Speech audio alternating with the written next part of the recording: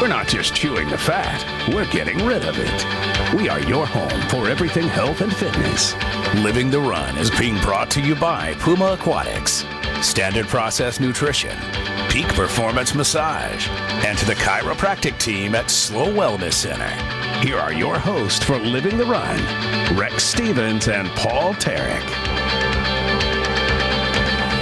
Let's do it. Let's live the run. I'm your host, Rex Stevens, in studio with producer Max Woodcock. No Paul Tarek, but hey, it must go on.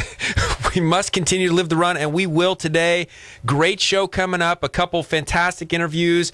Local guy, Van McCarty, coming back in. Van had an awesome race in Wisconsin. Those of you who know him, put out a stellar performance in the Ironman there. He is qualified for Kona World Championships in 2013. So props to Van. We look forward to seeing him in studio here. Up and coming, I shouldn't even say up and coming. She's 13 years old, winner Vinecki. Two-time national champion in the Ironman for kids. She's 13 years old now, like I said, 2010, 2011 champion. She will be joining us via phone. She's in Oregon right now. A pretty remarkable story, this girl. And then we're going to go over to Kennedy right now. If you're going into Kennedy Fitness, take a look at what they're doing with the paleo diet, paleo solution type seminar going on there. There's several people involved. People are bringing in food. They're trying to make the best diet that matches this kind of new theme out there, Paleolithic diet, or kind of often called the hunter-gatherer diet. And so some good stuff over there. Should be some good food, some good grub, and looking forward to hearing from those guys as well. So we got a recipe from them. We're going to be talking a little food. Guys, a couple weeks in a row now, Max, we've got a little food. I'm actually got this plate right here in front of me. Last week, Tara Kulikoff was in studio. She showed us a muffin, and, that was pretty good. And this week, we've got raw balls, which is kind of interesting. You want to preface what type of balls those are? Yeah, I mean, this is starting to get kind of crazy with the idea of some of these namings for things here, and people are starting to get maybe the wrong idea, but we'll get them straight. With this is some good food, and we're looking forward to talking to Virginia, who made the raw balls, and so we'll be going over that as well as a few other things that fit that paleo diet. It's a big thing for me because, as usual, somebody comes up with a diet. Somebody does a little research, does a little history, and then people start to take it in all different directions, and oftentimes directions that it probably wasn't meant to be. You start to talk about hunter-gatherers and these people that they kind of reference, 10,000 years ago, etc. And then they try to take what those guys were probably eating and then bring it to today, in today's environment, which is completely different, and somehow make some solution out of it. And where it's really seen the biggest is in the CrossFit world, in some of these athletic type worlds. And you know this, Max, very interesting thing, this idea of this animal product and wild animal product, and that we just need this animal product so badly. But Arian Foster in the NFL, gone away from it. We've seen, that he's the top running back in the league the last couple years, probably, or arguably. You got Novak Djokovic, one of your top tennis players in the world, kind of going away from it. And what these guys are saying is their inflammation's down, their allergies are down, their energy is up, their performance is up. And so one of the things we see routinely with this paleo diet is people have misinterpreted, and they're over-consuming animal product. Massive amounts of animal product. They think it's just an absolute free reign to start taking in whey proteins at the highest level 3-4 times a day, 30 grams per shake. They're eating tons and tons of meat at a time, tons and tons of dairy. And what do we know about that? They're increasing the risk for colon cancer, increasing the risk for kidney problems, increasing the risk for ulcerative colitis, and the list goes on. Heart disease, blood pressure problems.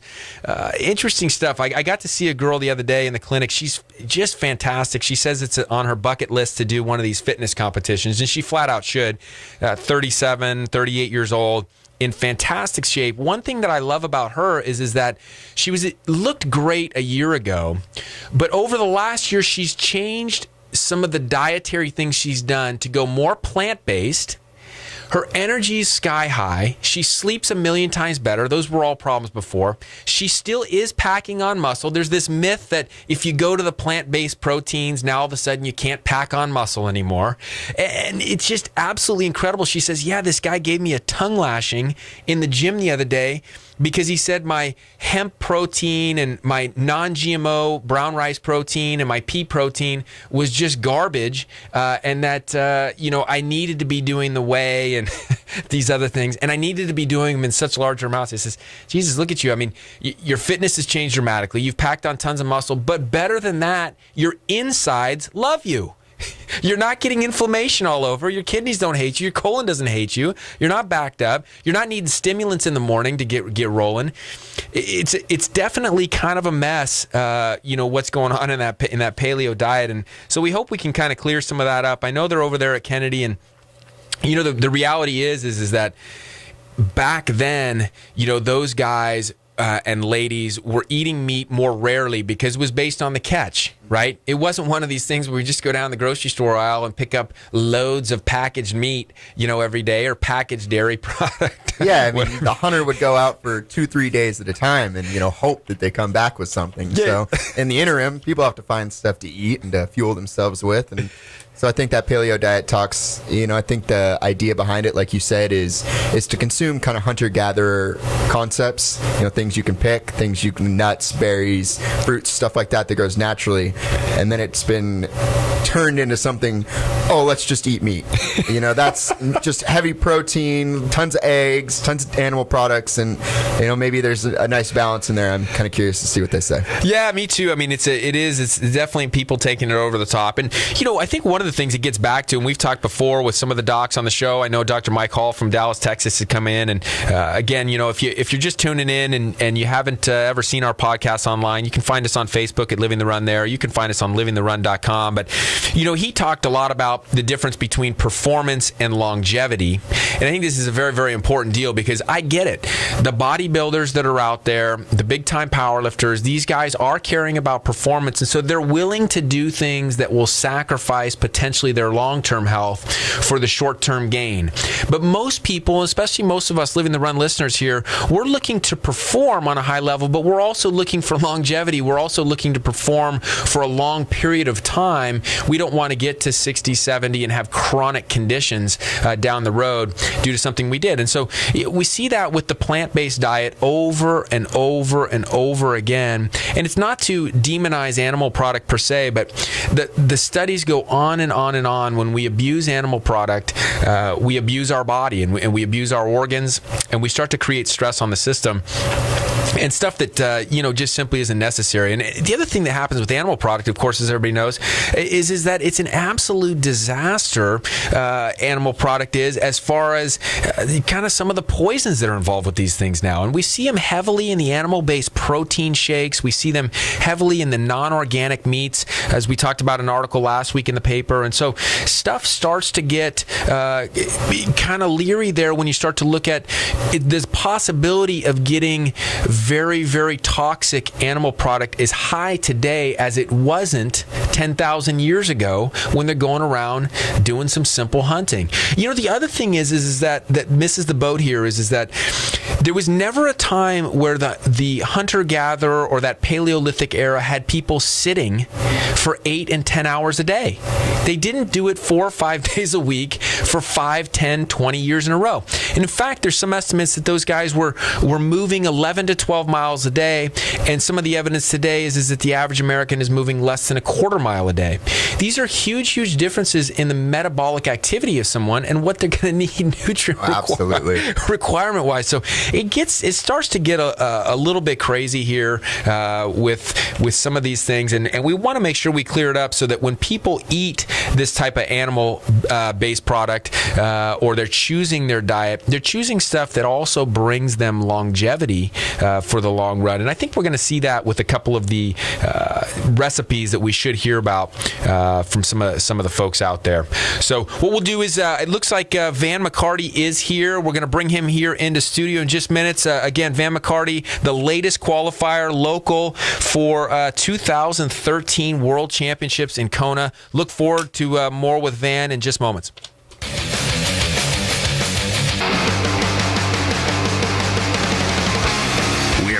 with Living the Run. Back here on Living the Run, joined in studio by qualifier for the World Championships in Kona 2013 Ironman, Van McCarty. Thanks for coming back. Oh, my pleasure.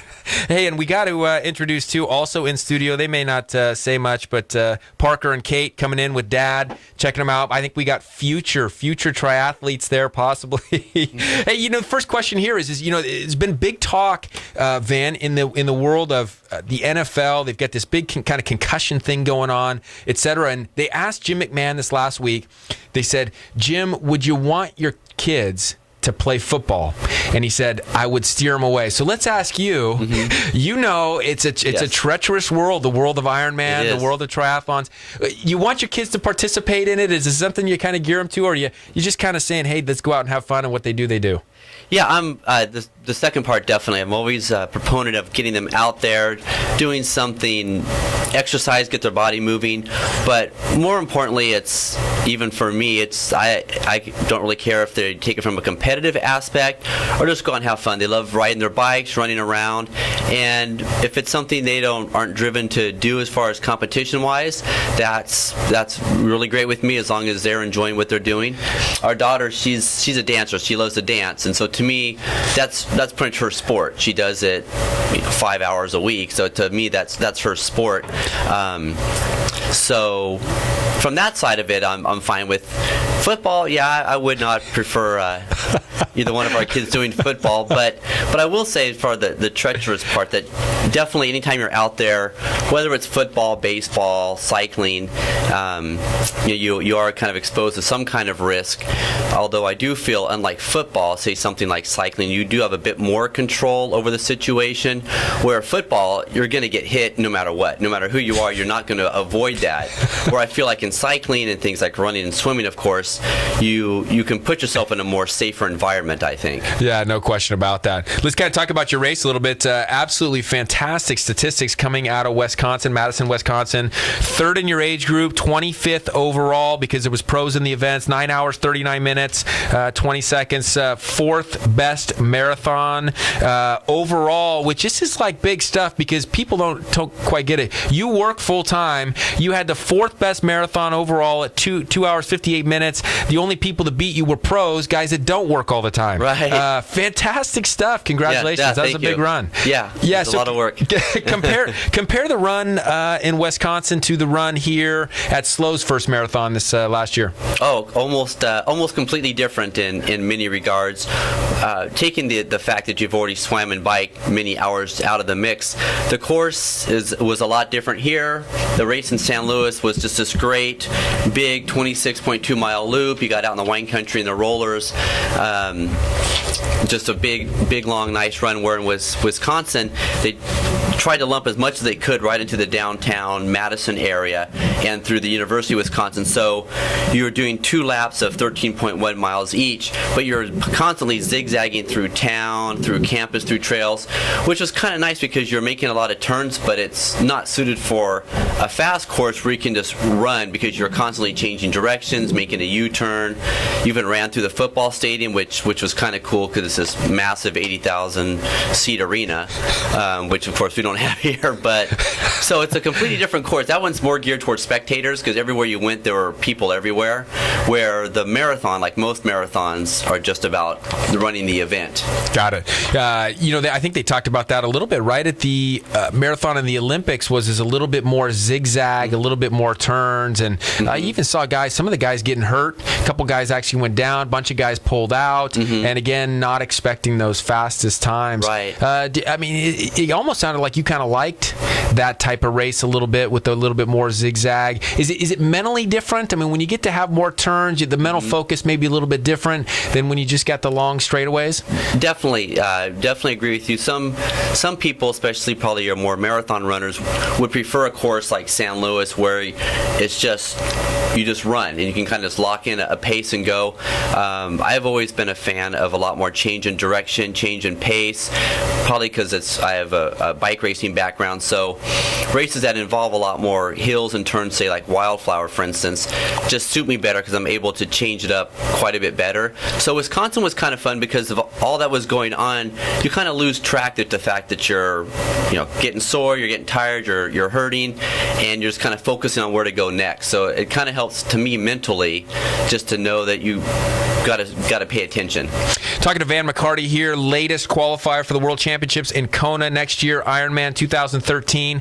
It's got to be a question, when we start to think about what do the aid stations look like in Wisconsin? I mean, I was out in Wisconsin, a couple years ago doing a wedding for a buddy of mine. Cheese and beer? I mean, is it like, every other one, cheddar, Swiss? Yeah. We could go, well, what do those aid stations look like? Do they represent them okay or what? Well, fortunately, since it's run by a gigantic corporation, the race is pretty much structured as far as what's available. Now, those are at the legitimate aid stations, but when you get out on the bike course out in Dane County, and then some spots, as you can imagine, going through the university campus, there are some other options available to you that probably aren't quite in the rules books, but you can find what you want if you're looking hard enough. Hey, so last week we had Tara Kulikoff on the show, and she talked. We kind of talked a little bit in the break about your nutrition. She said that she was maybe going to get together with you before the race. Right. For those who hadn't heard Van, the last time he was in here, he kind of went with the whole cup of coffee before the marathon at SLO. Did you make any alterations? Were her suggestions any good? She brought in a muffin last week that we tried. It was excellent. We all went through it. Took some overripe bananas, etc. Did she put anything on your plate? Well, we did a little analysis where I did my food for like 4 or 5 days and kind of gave it to her, and she analyzed it, ran through the whole computer system, and fortunately it wasn't too bad, which made me happy. It's more of an intake type of thing as far as getting enough calories in, and I've always kind of like the whole San Luis Marathon thing. Definitely go a different way. I always believe it's worked for me. I don't recommend it, like I said before, but it worked for me. I even saw Tara a couple days later when I got back into town, and we were talking, and I said, it was the Goo Chomps, these little square gels that you can just kind of put in your mouth if they have electrolytes. I said, I think that's what saved me, because I had a really sore throat from the last couple days there, and so every time I even drank Gatorade or Accelerate, it was just the acid was just really burning my throat. And I told her, I think during the whole race I maybe took in 1,200 calories, and it was just I just couldn't, nothing, I didn't want anything, and so it was I knew then I was kind of treading on thin ice, but I trained that way so the body gets kind of used to it. Yeah, folks, a reminder, Van was out there for over 9 hours, and he only put in 1,200 calories, going at a rapid pace. Again, a 2:58 marathon is flying. Hey, I want to ask you, is there any chatter among these elite athletes in the triathlon world about Lance Armstrong? Not necessarily about his cycling, but what I thought was really neat is that he was going to enter the world of triathlon, and just, again, another big presence, somebody that was going to bring more people into the sport. I mean, again, here on Living the Run, one of the things we're trying to do, and like you said about your own kids here, trying to get people active, right, trying to get them to participate in events, and it seemed like he was going to be such a good guy for that. What's the chatter on that? I think it's probably pretty universal across the board, probably the same as the cycling world is. Guilty or not, I think the way it was approached by the U.S., it was kind of like they targeted him, and they didn't really want to let it go, because he certainly isn't allegedly the only one. It's kind of the way it seems the sport seems to evolve. So it's a shame that they picked on him. But Chris McCormick, actually a former 2-time winner at Kona, and he was coming back to Kona this year. He took a little bit of a break. He's in his upper 30s as well, and he wrote a great article just saying how disappointed he was, because when he heard Lance was coming back, it made him want to train harder, because he wanted to beat Lance. He's like, I don't want Lance to come into a race that I've owned for years and beat me. I'm going to step it up. So he was really disappointed when he wasn't allowed to do Kona. Yeah, I mean, to me, it seems like Lance is just such an icon for getting people out there. Definitely. His Live Strong company, and to me, it's just so disappointing. Take the titles titles away, take whatever you want. Everybody knows who won those races, but Right. let him continue to inspire people and get people more out. I mean, more fans would come, more people would probably get involved, and we'd have, a big change in health status because people would be changing their lifestyles. Oh, definitely. Yeah, it's Definitely. a tough thing there. It is. It really is. So now you qualify for the World Championships 2013. Yes. It's kind of an interesting thing. Another thing we always spout here on Living the Run is talking about the calendar. We've kind of mentioned City to the Sea in about a month. We got Morro Bay Triathlon coming up here. Again, people signing up for a slow marathon already next year, next spring. Looking ahead to it, now you got a year Right. to come up by, what is it, October 8th or whenever Kona is Yeah. up coming up. How do you approach this next year? How do you approach the races coming up? How do you approach it different than a year like this year, Right. where you weren't going? Yeah, next year definitely gonna have to be more careful in calendar planning. Typically, I come across an event that looks appealing to me, and I'll kind of just jump in and do it, it can be good and bad. So for Kona, I definitely have a couple races planned that are spaced out evenly leading up to the race. So for me, the spring will be probably pretty normal, and then the summer I have a couple races I'll do, but it'll still be geared towards Kona, and it's kind of hard to quantify, because when I went to Wisconsin, my main goal was to qualify for Hawaii, and I knew that was going to be really hard to do. So that was my primary focus. Where in Kona, I know on the best day ever, I'm not going to be anywhere near the front. It's just the competition's just unlike anything. So knowing that, I don't have this pressure where I got to have, I got to get out of the water in so much time. I got to finish my bike split at a certain time. I'm going to race as hard as I can, but just knowing that the chances of getting even top 20 in my age group are going to be a stretch. Now, is that top 20 guys non-pros, right? Non-pros. Non-pros? Yeah. But I bet you can sneak in there on that run. I gotta think you're going to be in there on the possibly, run. all I can say is the last time I did Hawaii, which was 2007, I had a good race. I was still fairly new to doing those races, and I came in like at 9 hours and 50 minutes, and I was 42nd in my age group and like 350th overall. So it's very humbling. The guys that were winning my age group, granted, in my age group, we still get some former pros that are racing, so they're in great shape. But you look at some of these people, and you just, where they come from. And it's all I can say is, where they come from. I mean, like the guy who won my age group in Wisconsin this year, he was 10th overall, and he was a former pro. So you get some of these people kind of coming in, and it's just I have no problem with it. You just really can't compete with them. So you got to take that when you go to races like Kona, knowing that this is a whole different playing field. Yeah, totally. And I think maybe just an appreciation for great athletes. Oh, definitely. It's got to be so fun to be out there. We talked with Chris Randolph, local decathlete, who was on the track this last U.S. Olympic trials when Ashton Eaton set the world record. And it's just to be out there. Yeah, you got beat, but it's an amazing thing to be out there, and I think an certainly. appreciation. Yeah. So awesome stuff, Vanna. We always love having you come in. We love following you. We look forward to following you this next year. Yeah, certainly. Coming up to Kona, it's going to be a great stuff. Yeah, Congratulations. Incredible stuff again. Fourth best marathon, 2:58. Running 2:58 after that bike and swim is pretty impressive stuff. Really, it was, like I said, it was a great day, that's for sure. Hey, I wanted to, not to end on a somber note, but I thought it was important. I know a guy that you have been trained a little bit with, Dr. Damian Hortzman.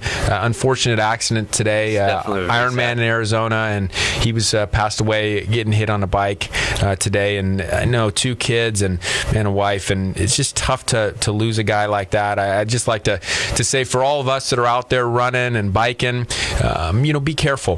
For those of us driving, pay attention to where you're driving. Accidents happen. Nobody's blaming, but it's a tough deal. And it is. We love San Luis Obispo because we have the opportunity to see so many people out biking and running and skateboarding and doing active stuff. And we just want to be aware and be careful and allow ourselves to keep doing that. So yeah, definitely. So be smart. And be smart. And so let's just have a couple seconds here, lift our thoughts up. We'll have 5-10 seconds of moments of silence here for this family. Dr. Damian Hortzman, we're thinking about you, praying for you and your family, and just wanted to lift those guys up.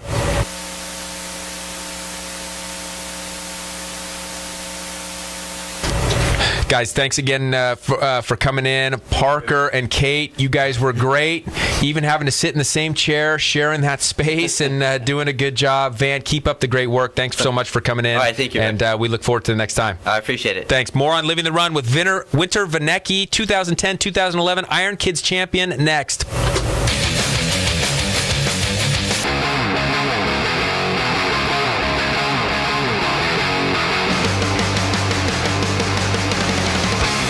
We're back with Living the Run. Man, great stuff, Max, from Van McCarty, as always. Again, local triathlete. Wisconsin Ironman last weekend. He qualified for Kona World Championships in 2013. Again, that last segment brought to us by Jaffa Cafe. Jaffa Cafe, great sponsor. Tremendous Mediterranean food over there. Gotta love those guys. Go over and get your gyro, get your baklava. Went and had a shawarma sandwich the other night. Oh, a little shawarma. Amazing. I had that pesto burrito today, so those guys absolutely kill it. Right now on the phone, we are super excited to have 2010-2011 Iron Kids champion Winter Vinecki. Thanks, Winter, for joining us.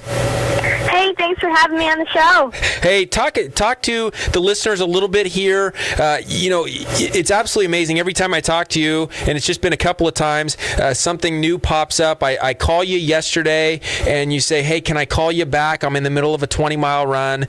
We just talked to you now. You talk about training at the Olympic Training Center for aerial skiing, trying to get to the 2018 Olympics. Is there anything that you don't do? I have not come across one thing except for maybe golf and hockey that I haven't liked. Hey, I don't blame you. We won't tell our fan of Living the Run, Aaron Taves from the Washington Capitals, about that. But let's talk about this. How did you tell your story? Your story is absolutely amazing, how you got into this. You started Team Winter. You can find you guys on teamwinter.org. Tell us about the story of why you started that at 9 years old.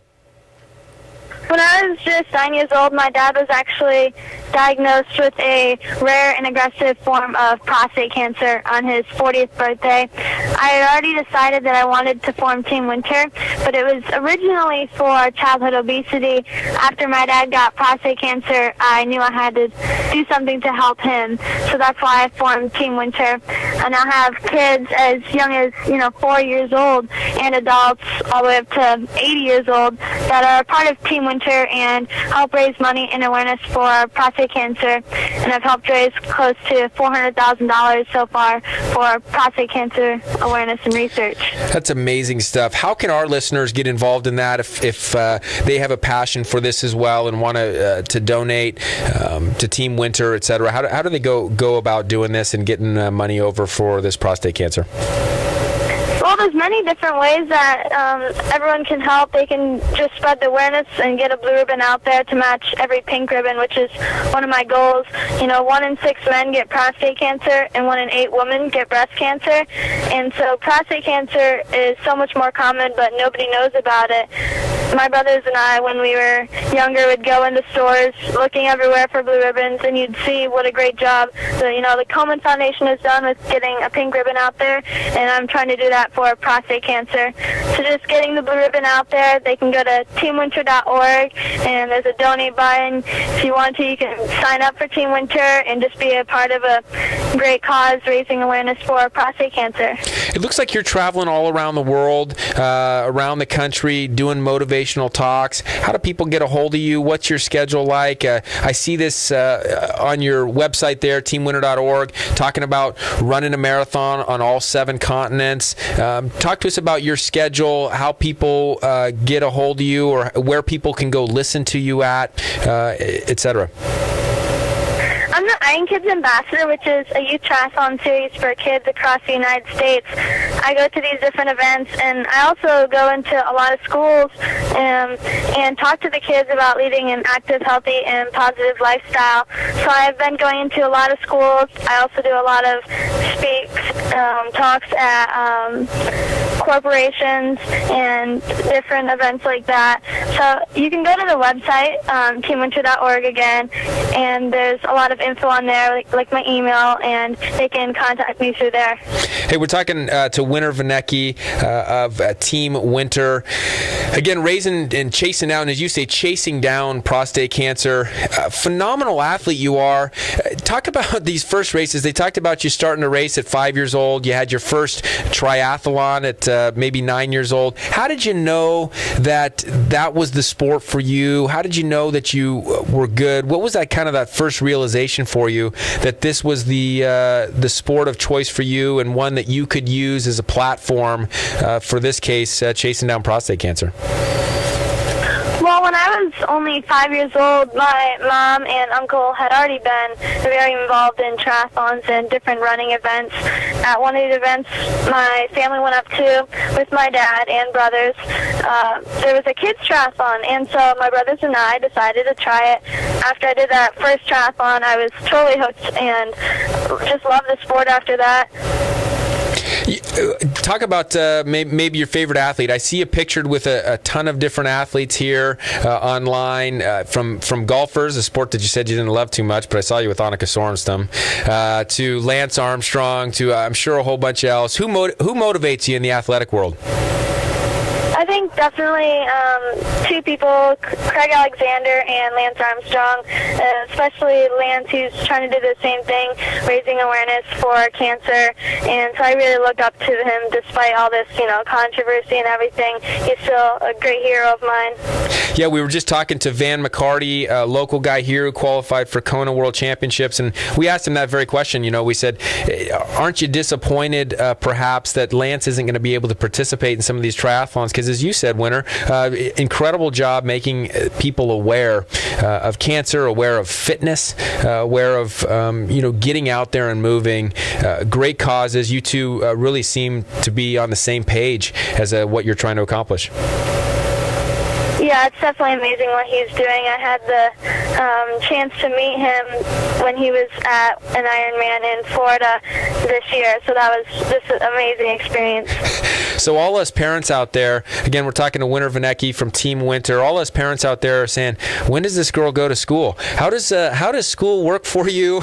I know your schedule seems absolutely amazing. You're out doing talks, you're competing, you're training, you're traveling the world. How does school work for a 13-year-old doing all this stuff?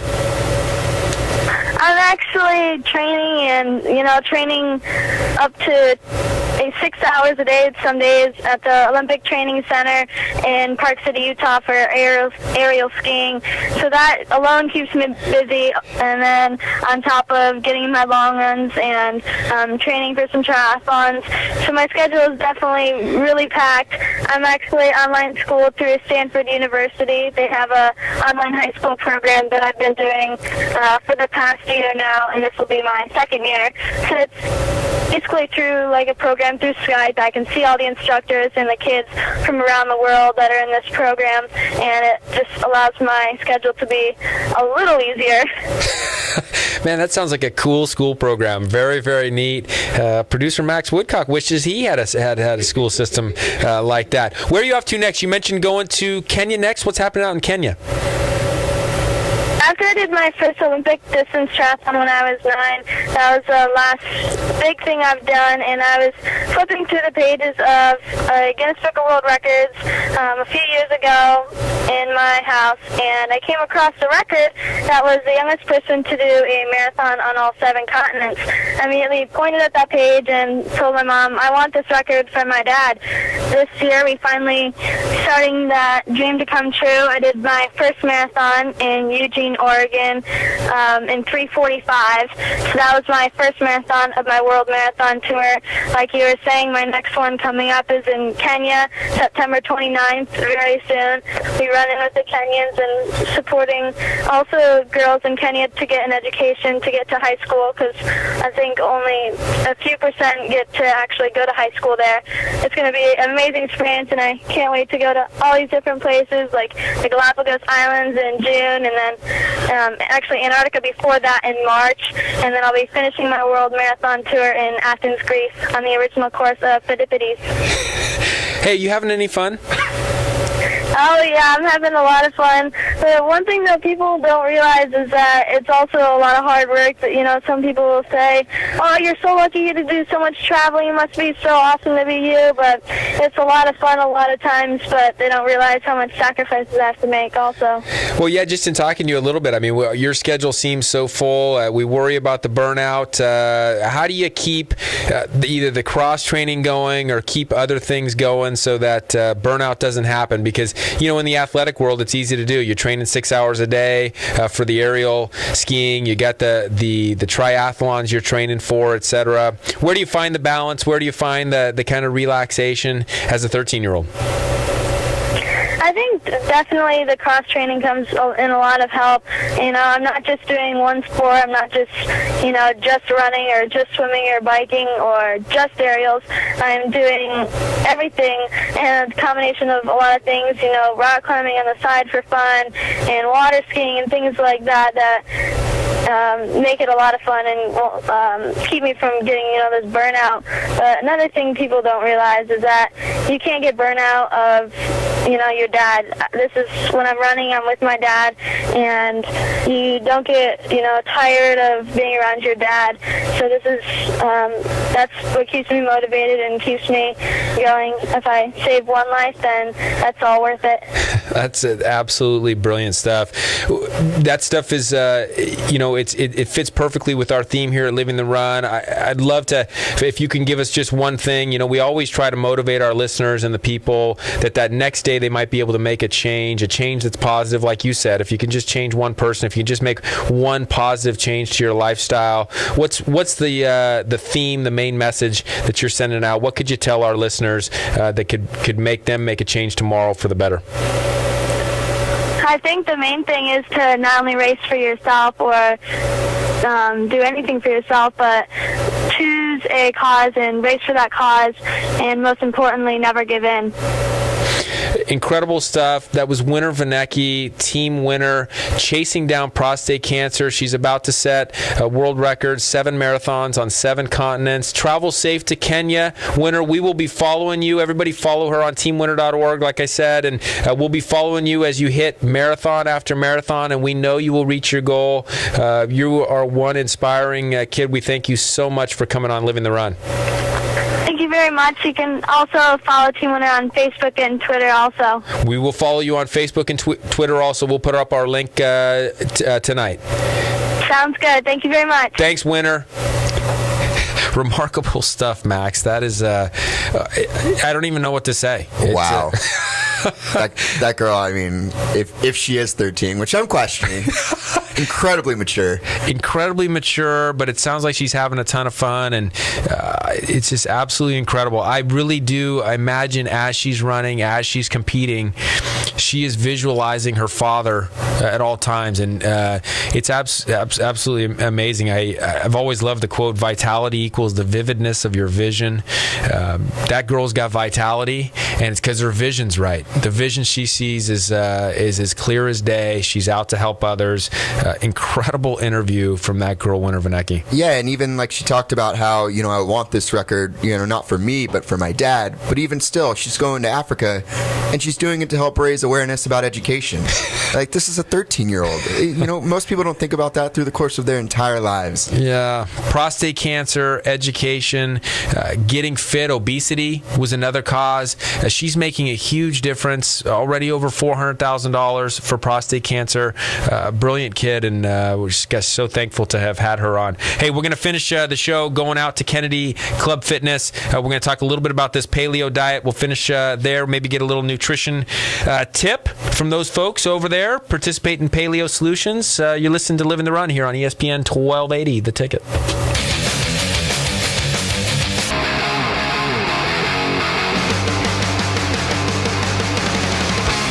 We're back with Living the Run. Still almost speechless, Max. Winner Vinecki was an absolutely incredible interview. If you missed that 13-year-old that will just flat out blow you away. Check out our podcast tomorrow, livingtherun.com, or on Facebook. Quickly, we're heading over to Kennedy Club Fitness. We got Virginia Merrim on the phone. You got a bunch of paleo folks over there, Virginia. How's it going? Nobody's throwing any spears at anybody, is there? Not yet, but my balls are all gone. First to go. Wow, the balls are gone. It's absolutely amazing. I was just about to put ball in my mouth. We have to be very careful about the way we talk about some of this food. Is getting kind of crazy. Last week, Tara showed us her muffin. Now we got balls going in the mouth. And they're raw balls too, right? They are raw balls. I don't know if they top Tara's muffin, but I think I might have good competition. They're pretty popular. It does seem like good competition. Good. I'm glad everybody must be well fed over there and nobody's getting too agitated looking for more food. No, we don't have anything crazy going on. But the nice thing about my raw balls is that they have no gluten, no dairy, and they're completely raw. So there's no sweetener, no honey, no maple syrup, and no one believes me. It's brilliant stuff. So right now I'm going to take a taste of that raw ball. Tell me what you think. Is it appropriate sweetness, texture? Tremendous competition for Tara's muffin. There's no question about that. Who knows? This may be our last show after this kind of conversation. But anyway, talk to us about the three things we're looking at in the recipe here. We're going to put this recipe online for the listeners. But really kind of a true paleo recipe, if you will, not one that's just loaded down with 50 grams of animal product. But we do have a little bit of animal product. Talk about that wild salmon bruschetta first. Yes, the wild salmon bruschetta, I actually do a traditional bruschetta, meaning I don't cook it. So I'm actually fermenting, preserving my tomatoes.